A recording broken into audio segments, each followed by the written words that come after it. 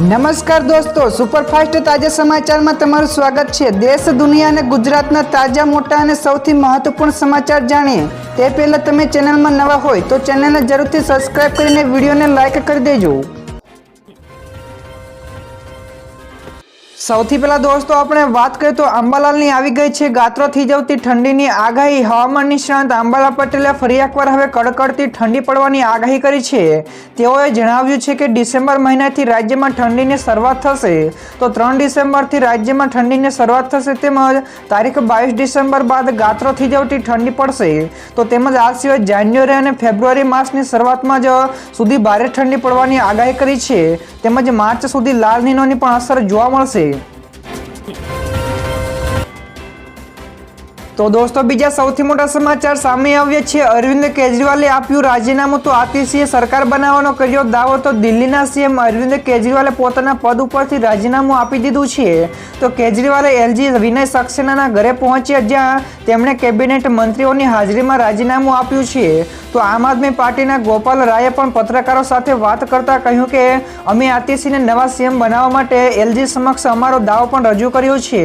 તો અમે શપથ ગ્રહણની તારીખ પણ નક્કી કરવાની પણ માંગણી કરી છે। તો દોસ્તો આગળ વધુ એક સૌથી મોટા સમાચાર મળ્યા છે। CM Bhupendra Patel Republic of સિંગાપુરના કન્સ્યુલ જનરલને મળ્યા છે। જ્યાં દોસ્તો સીએમ ભૂપેન્દ્ર પટેલ ગઈકાલે ગાંધીનગરમાં સિંગાપુર પ્રજાસત્તાકના મુંબઈ સ્થિત કન્સ્યુલ જનરલ ચેઓંગ મિંગ ફુંગ અને તેના પ્રતિનિધિ મંડળને મળ્યા હતા। તો તેમને રિન્યુએબલ એનર્જી સમિટની સફળતા માટે સીએમને પણ અભિનંદનો પાઠવ્યા હતા। તો સિંગાપુર અને ગુજરાત વચ્ચે સિંગાપુર એરલાઇન્સની વધુ સેવાઓને વિકસાવવા અંગે પણ વાતચીત કરવામાં આવી હતી।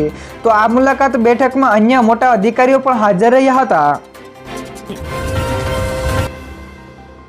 તો દોસ્તો ફટાફટ આગળના બીજા સમાચાર વિશે વાત કરવામાં આવે તો ગઈકાલે પીએમ મોદીના જન્મદિવસ ઉપર તેમણે કહ્યું કે ભારત દુનિયામાં ધૂમ મચાવી રહ્યું છે। જ્યાં દોસ્તો પીએમ નરેન્દ્ર મોદીએ ગઈકાલે કહ્યું કે આજે નવા સંકલ્પ સાથે કામ કરતા નવા ભારતના વિદેશમાં વાહવાહી થઈ રહી છે।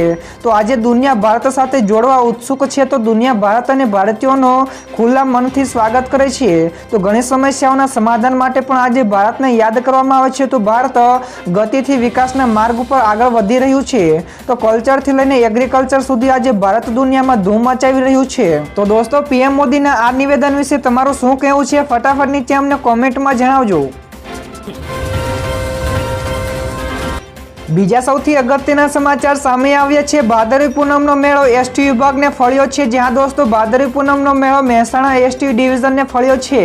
તો આ અવસરની ઉજવણીમાં દેશ વિદેશથી લાખોની સંખ્યામાં ભાવિકો માતાજીના દર્શનાર્થે અંબાજી યાત્રા કરતા હોય છે। તો સામે આવેલી માહિતી અનુસાર 5 દિવસમાં 397 બસોમાં 66,000થી 900થી વધારે મુસાફરોએ મુસાફરી કરી છે। તો 5 જ દિવસમાં ડિવિઝનને 66 લાખથી વધુની આવક પણ થઈ છે। તો મહેસાણા એસટી વિભાગ દ્વારા ડિવિઝન હેઠળ આવતા ડેપો ઉપરથી અંબાજી જવા માટે બસોની વ્યવસ્થા પણ કરવામાં આવી છે। ત્યાર પછી દોસ્તો આગળના વધુ એક અગત્યના સમાચાર મળ્યા છે। વન નેશન વન ઇલેક્શનને લઈને અમિત શાહનું મોટું નિવેદન। તો કેન્દ્રીય મંત્રી અમિત શાહે ગઈકાલે કહ્યું કે ભાજપની આગેવાની હેઠળની એનડીએની સરકારે તેના વર્તમાન કાર્યકાળ દરમિયાન એક રાષ્ટ્ર એક ચૂંટણી લાગુ કરશે। તો વડાપ્રધાન નરેન્દ્ર મોદીના ત્રીજા કાર્યકાળના 100 દિવસ પૂરા થવાના અવસરે એક પત્રકાર પરિષદે સંબોધન કરતા ગૃહમંત્રીએ કહ્યું કે અમે આ સરકારના કાર્યકાળ દરમિયાન એક રાષ્ટ્ર એક ચૂંટણીની વ્યવસ્થા લાગુ કરવાની યોજનાઓ બનાવી રહ્યા છીએ। ત્યારબાદ દોસ્તો બીજા સૌથી અગત્યના સમાચાર સામે આવ્યા છે। બુલડોઝરની કાર્યવાહી ઉપર સુપ્રીમ કોર્ટની બ્રેક। જ્યાં દોસ્તો સુપ્રીમ કોર્ટે ગઈકાલે બુલડોઝરની કાર્યવાહી ઉપર 1 ઓક્ટોબર સુધી પ્રતિબંધ મૂક્યો છે। તો કોર્ટે કહ્યું કે આગામી સુનાવણી સુધી દેશમાં કોઈ પણ બુલડોઝરની કાર્યવાહી ન કરવી જોઈએ। તો કોર્ટે વિશેષમાં કહ્યું કે અમારે સ્પષ્ટ કરવું જોઈએ કે આ આદેશમાં રસ્તાઓ, ફૂટપાથ, રેલવે લાઇનના ગેરકાયદેસર અતિક્રમણનો સમાવેશ થતો નથી। ત્યાર પછી દોસ્તો ફટાફટ આગળના બીજા સમાચાર વિશે વાત કરવામાં આવે તો વિશ્વની સૌથી મોટી ધજા ચડી અંબાજી ધામે। જ્યાં દોસ્તો બનાસકાંઠાના ફેમસ અંબાજી ધામ ખાતે હાલ ભાદરવી મેળો ચાલી રહ્યો છે। તો આની વચ્ચે અંબાજી મંદિરમાં વિશ્વની સૌથી મોટી ધજા ચડાવવામાં આવી છે। તો મળતી માહિતી અનુસાર માઈ ભક્તોએ આ મોટી ધજા ચડાવી છે। તો ભક્તો અમદાવાદના સંઘમાં આવેલા છે તો તેમના તરફથી 1352 એટલે કે 1352 ગજની ધજા અર્પણ કરવામાં આવી છે। તો સંઘના 3500 કરતા પણ વધારે લોકોએ મંદિરમાં વિશાળ ધજા ચડાવી હતી। તો ધજા ચડાવીને તેમણે મા અંબાના દર્શન પણ કર્યા હતા।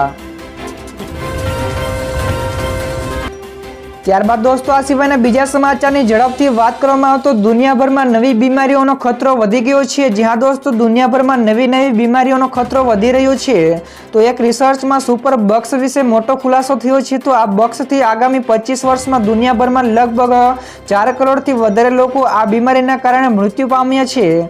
તો આ સુપર બગને એમઆર નામ આપવામાં આવ્યું છે। તો લેન્સેટ જર્નલના રિપોર્ટમાં કહેવામાં આવ્યું છે કે 1990 થી લઈને 2021 વચ્ચેના સુપર બગને કારણે 10 લાખ અથવા તો 10 લાખથી વધારે લોકોના મોત થયા છે।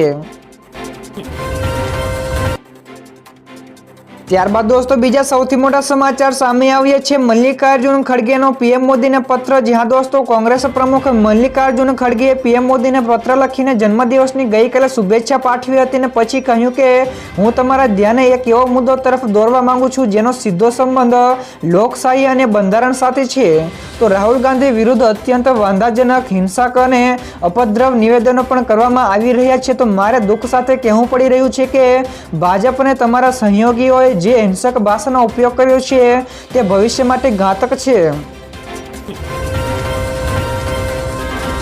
આગળ દોસ્તો વધુ એક સૌથી મોટા સમાચાર સામે આવ્યા છે। સુપ્રીમ કોર્ટે કહ્યું કે નાઇટ શિફ્ટ ન કરવાના આદેશ આપ્યો છે અને નારાજ થઈ છે। જ્યાં દોસ્તો કોંગ્રેસની આરજી કાર હોસ્પિટલમાં મહિલા ડોક્ટર સાથે થયેલા હત્યા કેસમાં સુપ્રીમ કોર્ટે ગઈકાલે સુનાવણી હાથ ધરવામાં આવી હતી। તો તાજેતરમાં જ બંગાળ સરકારે મહિલા ડોક્ટરોની સુરક્ષા માટે હોસ્પિટલોમાં નાઇટ શિફ્ટ ન કરવાની પણ સૂચનાઓ આપી છે। તો સુપ્રીમ કોર્ટે બંગાળ સરકારના આ આદેશ ઉપર ભારે નારાજગી વ્યક્ત કરી છે અને આ ઉપરાંત સુપ્રીમ કોર્ટે બંગાળ સરકારના આ આદેશને બદલવા માટે પણ કહ્યું છે। તો દોસ્તો ત્યારબાદ બીજા સૌથી અગત્યના સમાચાર સામે આવ્યા છે। પીએમ મોદી જશે અમેરિકા। તો પીએમ મોદી હવે અમેરિકા જવાના છે। તો તેમનો આ પ્રવાસના સત્તાવાર રીતે જાહેર પણ કરાયો છે। તો વિદેશ મંત્રાલયની માહિતી અનુસાર તેઓ 21 થી લઈને 23 સપ્ટેમ્બર સુધી અમેરિકામાં હશે। તો પીએમ મોદી 21 સપ્ટેમ્બરે યુએસએના ડેલાવેરમાંથી ચોથી ક્વાડ કોન્ફરન્સમાં પણ ભાગ લેશે। તો 23 સપ્ટેમ્બરે ન્યુયોર્કમાં પણ સંયુક્ત રાષ્ટ્ર મહાસભામાં ભવિષ્યના સમિટને લઈને સંબોધન પણ કરશે। તો પછી ન્યુયોર્કમાં જ ભારતીય સમુદાયના લોકોને પણ સંબોધિત કરશે। ત્યાર પછી દોસ્તો બીજા સમાચારની આગળ વાત કરવામાં આવે તો સૌરાષ્ટ્ર યુનિવર્સિટીમાં દારૂ અંગે ડીસીપીનો ખુલાસો। જ્યાં દોસ્તો સૌરાષ્ટ્ર યુનિવર્સિટીમાંથી મળેલા દારૂને લઈને ડીસીપીએ મોટો ખુલાસો કર્યો છે। જેમાં જણાવ્યું છે કે રાજકોટમાં દેશી દારૂની ભઠ્ઠીઓ સામેની ફરિયાદમાં પોલીસની મોટી ભૂલ હોવાનું સામે આવ્યું છે। તો ફરિયાદમાં કરેલા ખોટા ઉલ્લેખ અંગે ડીસીપી જગદીશ બાંગરવાએ કહ્યું કે પીસીબીએ પાડેલા દરોડામાં ભૂલ થઈ છે। તો પીએસઓથી લઈને ભૂલ થઈ છે જે અંગે તપાસ કરાશે। તો તેમજ સૌરાષ્ટ્ર યુનિવર્સિટી કેમ્પસમાંથી પણ દારૂ મળ્યો નથી। તો પોલીસ કર્મચારીઓની આ ભૂલ છે। તો દોસ્તો ત્યાર પછીના બીજા સૌથી અગત્યના સમાચાર સામે આવ્યા છે। ગુજરાતના આંગણે પ્રસંગ પૂરો ને રાજકીય હલચલો શરૂ થઈ છે। જ્યાં દોસ્તો પીએમ મોદીની ગુજરાતની મુલાકાત પૂર્ણ થઈ ગઈ છે। તો જાણવા મળતી માહિતી અનુસાર મુખ્યમંત્રીએ પીએમ મોદી પાસેથી રજાની માંગણી પણ કરી છે। તો ત્યારે આગામી સમયમાં મુખ્યમંત્રીએ પીએમઓ તરફથી જો રજા મળે તો ભૂપેન્દ્ર પટેલ દીકરાની સારવાર કરાવવા માટે અમેરિકા જઈ શકે છે। તો આમ જો તે અમેરિકા જાય તો એવા સંજોગોમાં અન્ય મંત્રી મુખ્યમંત્રીનો ચાર્જ પણ સોંપી શકે છે। તો તેવા રાજકીય વર્તુળોમાં જોરશોરથી ચર્ચાઓ પણ ચાલી રહી છે। તો દોસ્તો ત્યારબાદ બીજા સૌથી અગત્યના સમાચાર સામે આવ્યા છે। કચ્છની ધરા ફરી એકવાર ધણધણી ઉઠી છે। જ્યાં દોસ્તો કચ્છમાં ફરી એકવાર ભૂકંપના આંચકો આવ્યા હોવાના સમાચાર મળ્યા છે। તો 24 વર્ષ પહેલા આવેલા ભૂકંપ બાદ કચ્છમાં હવે નાના મોટા આંચકાઓ આવવાનું યથાવત છે। તો ગઈકાલે સવારે ફરી એકવાર કચ્છમાં ભૂકંપના આંચકાઓ અનુભવતા લોકો ઘરની બહાર દોડી આવ્યા હતા। તો આંચકાની તીવ્રતા 2.7 રિક્ટર સ્કેલ હોવાથી ઓછા લોકોને તેનો અનુભવ થયો હતો। તો ગઈકાલે આવેલા આંચકાનું કેન્દ્ર બિંદુ બચાવથી લઈને 10 કિલોમીટર દૂર નોંધાયું હતું।